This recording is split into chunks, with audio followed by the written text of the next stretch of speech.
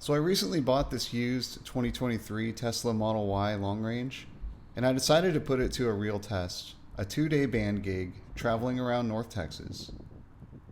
The question is simple: can this thing actually work as a vehicle for a traveling musician? Stick around and let's find out. So I just left my first supercharging stop, which, playing a gig out in the middle of nowhere, charging situation out there is going to be a little rough, unless, I don't know, maybe I can charge at the cabin, but I want to make sure that I got enough to get to the next show and to get home. So I'm a relatively new Tesla owner, and it's my first electric vehicle that I've ever owned, and it definitely has its ups and downs, more positives than negatives for sure. But one of the negatives, I guess I'll start with, is the range is not what it is in a gas car. And then probably the biggest issue is in rural areas not necessarily having dedicated charging places. Like, there's not just gas stations everywhere. So that's a little bit of a challenge, and you do have to do some planning. But my car does most of the planning for me. The route planner that's built in does a pretty good job. I also use the app. It's called A Better Route Planner, that shows like other types of charging stations that aren't Tesla, so some third-party stuff. And then another thing I've learned is to find places that you wouldn't necessarily think to charge your car. One of them is camping spots, anywhere with RV hookups. So I bought the mobile connector for the car when I got it, which was a great purchase. So I can hook up to an RV outlet, and I can charge it almost as fast as I can charge at my home charger. So I'm kind of hoping that tonight, that either at the rodeo grounds or maybe somewhere else, that's going to be a possibility. If not, it'll be fine. I should have enough battery to get to the next location, and then I can stop at a supercharger on the way home. The other option too is just the wall outlet. So I guess if there's a 110 outlet that's close enough to where we park our cars tonight, I could just kind of plug into that, trickle charge overnight, add a little something for the road. So that's kind of the downside. The upside is the cost. So I just topped off at the supercharger, the last supercharger that I'm going to see before we get here, and I paid $3. Now granted, I was already at like 84%, so I was just trying to get up to close to 100. So I just plugged it in while I went in and got something to eat. $3, that's going to last me until tomorrow, charging up again at another supercharger, assuming I can't charge at the cabin. I mean, it might, like, $20 most, maybe. So it's really cheap. The other thing too, which this isn't an issue for tonight, but for some gigs that I do, especially doing solo stuff, is I've had to factor in things like hotel rooms, lodging, when I take out of town gigs, and that cuts into your overhead quite a bit. Especially, if you're not playing gigs that are paying a lot or don't provide lodging. Man, with this car in the camp mode, I could pull up to a truck stop, rest stop, or even, one of the superchargers, and put this thing in camp mode, and I can comfortably sleep in the back on an air mattress and climate control. I don't have to worry about the car, like a gas engine just sitting there running. So it's like I have a built-in place to stay. I really appreciate that. It's got tons of room, and I know it's kind of gimmicky, or it seems kind of gimmicky, but the full self-drive, yeah, I'm paying $100 a month for that, but it is nice. I mean, I'm sitting here right now, comfortably driving. This thing does a pretty good job. You still have to pay attention, but I'm able to sit here, make content, eat my lunch, kind of relax. I don't feel quite as fatigued after several hours of driving, because I'm not so heavily focused. I'm more supervising my car than I am just driving it. So that is a huge, huge upside. And then there's a lot of things like you can leave things plugged in charging. I've got USB-C ports all over this thing. So I've got a battery-powered pedal board for my acoustic guitar when I'm out doing like solo shows. I've got that in the back charging. Camera equipment. I've got a little portable amp that's battery-powered that I practice with. I've got that charging. I was using it last night. So it's like I've got chargers. There's a spot in the back that I plan to put a refrigerator that'll stay on so I can keep some snacks and some drinks and stuff like that in there. I just don't know a lot of cars where you can do that. I mean, I can basically work from this thing while I'm driving. So yeah, it's basically like a little mobile office, mobile home. This is now my second road trip I've done doing traveling. The other one was to New Mexico. I really pushed the boundaries there with the range, but I learned a lot about it, and learned a lot about how to preserve battery and places to charge and whatnot, and had a very pleasant experience there, and so far having a good experience now. So we'll see if that keeps up. Kind of hard to beat. I wish more vehicles did stuff like this, maybe a little more competition, but for now, man, I'm happy. So oddly enough, I have managed to catch up to the band trailer. Normally I ride with them when I travel with these guys, but given the proximity to my house and the route I'd have to go, I wound up driving myself, but I guess we're going to be getting there at the same time, because there they are.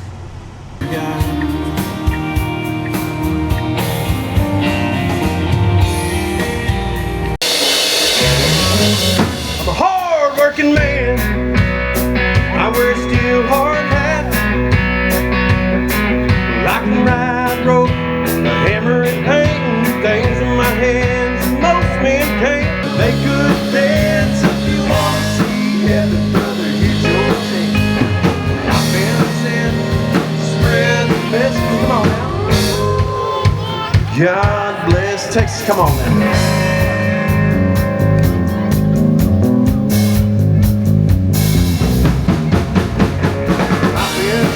Just left the hotel room. So I had a plan A, a plan B, and a plan C as far as the car charging goes. I wound up actually opting for plan C, which in a way kind of sucks, but just given the situation from last night, I just felt like this was the best. So my plan A was to charge where we were going to be staying, which that didn't end up working out. There wasn't really a spot where I could pull the car up to plug into a wall outlet. So not a big deal. Plan B was to get up in the morning and drive over. There's an RV park. Had already communicated with them. They said that I could charge the car if I needed to there on a 50 amp plug. And then plan C was actually driving about 30 minutes out of the way to a supercharger.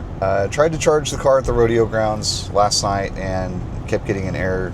That's kind of to be expected at places like that. Yeah, I guess that's I guess you could say one of the downsides. My trip to Ruidoso was pretty much flawless. Made that trip no problems. Really only added maybe an hour overall on my trip. And yeah, so this one's a little different. We're in the middle of Texas. There's just not a lot. It was actually kind of funny pulling up to the rodeo grounds. They were kids and people saying, "Wow, is that a Tesla? I've never seen one of those." So we are in the middle of nowhere.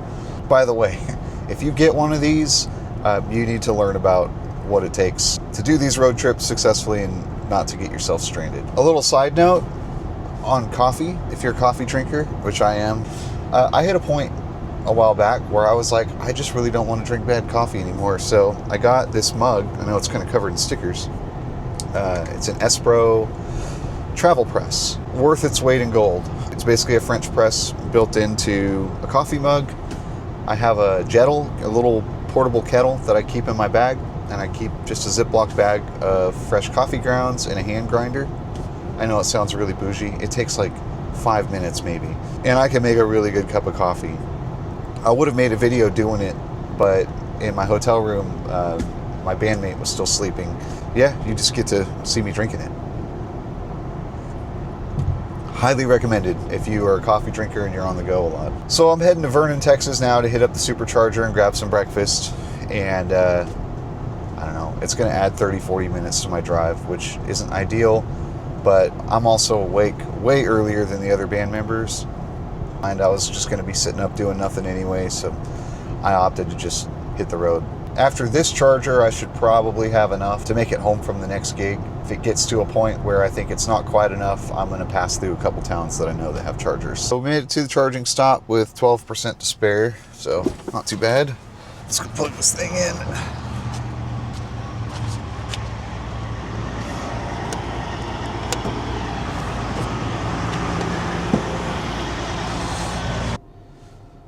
So we're up to about 67% charge. We'll just go ahead and hit the road from here because I was going to wait it out here, but there's one more stop before the next venue, and I think the food choices there are going to be a little bit better. There's basically nothing here. So arriving at a supercharger with 12% seems like it would be stressful, and when I first got the car and started doing these trips, it used to stress me out, but I realized how far you can actually get on that. And when you kind of start learning about the most efficient way to travel in a Tesla, you actually kind of prefer to arrive at superchargers with somewhere like 10, 12, 15% max. There's some things that you can do to extend the range. A big one is control your speed. Freeway speed, 70 miles an hour or less is pretty good. Once you get up above 70, the wind resistance will start draining your battery. Now, if you're doing mostly interstate travel and there's going to be plenty of chargers around, it's not that big of a deal. So one thing to consider is that the faster you go, any time savings that you might make by driving a little bit faster, you kind of lose it when you're at the charger having to fill up. Slow and steady is kind of the name of the game when it comes to electric vehicle travel. You find yourself at the long stretch of road and you're concerned that you're not going to have enough range to make it to your next stop. You can reduce your speed down to like 60 miles an hour or less, even as low as 50. When you decrease the wind resistance, it exponentially increases the range of the car. Now that we're on the road, I went ahead, I'm going to make one more stop before I get to the venue. It's a little bit closer, and I'm just going to top it off there. I know that there's better food choices, and I just didn't feel like eating gas station food, so I got my coffee. If I see something compelling along the way that I want to eat, then I guess I'll stop. If there is something I can recommend, if you're an EV owner or you're planning to get an EV and you want to do traveling like this, I would really recommend looking at the charging adapters. Get the mobile adapter. So RV spots are kind of a hidden gem when it comes to EV charging. But usually if you call ahead and just explain your situation, hey, I just need to charge for 10, 15 minutes, even if they charge you for a whole day's worth of camping, most of the time you're talking like $30, which to get yourself out of a bind, that's really not that bad. I would definitely recommend getting the different supercharger adapters. So look them up. There's a few of them. And then I would recommend getting a 30 amp adapter, which that one Tesla doesn't make, but there's some reliable ones that you can get off of Amazon, and that'll allow you to plug into older RV hookups. Arrived at the second supercharger spot.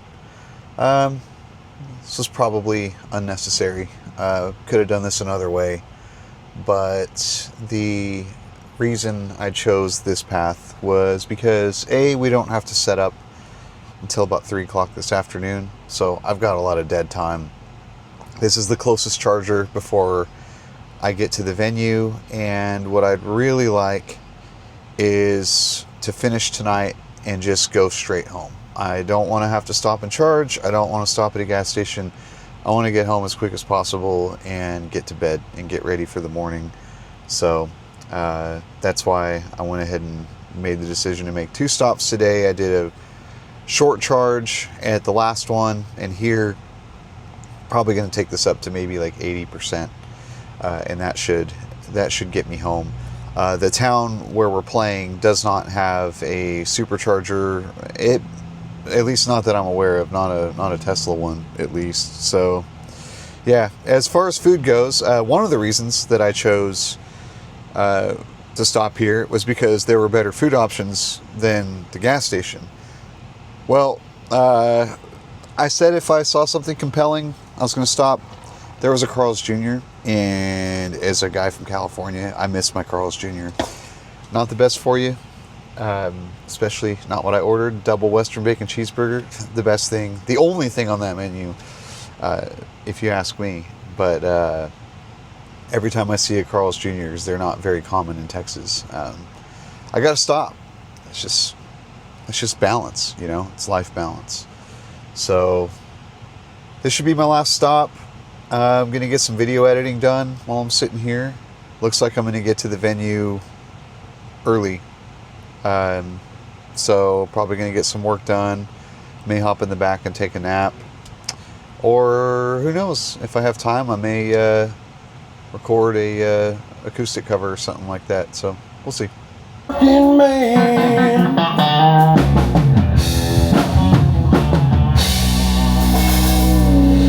Set myself on fire, rolling down a hill in a sailboat tree. Women like about a pickup man.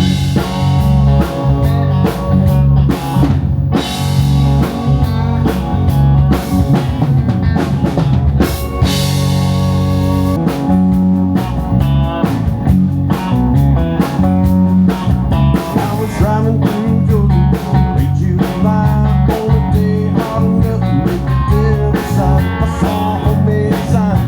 Let's keep the music going, what you say?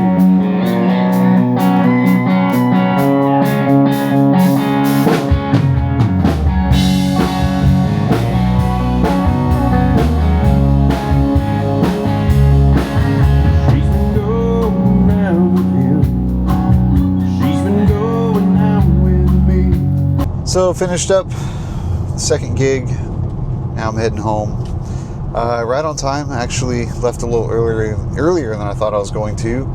And looks like I'm going to get home with about 23% left on my battery. So as it turns out, probably didn't need to make the 2 stops, but better safe than sorry, and I had nothing else to do during the day. One thing that happened that was really cool, I really wish I would have thought to get video about it, but when we got to the venue, trying to figure out where to park, where we're loading in, parked my car in this little parking lot, and there was this long driveway that we had to walk down to where the stage was.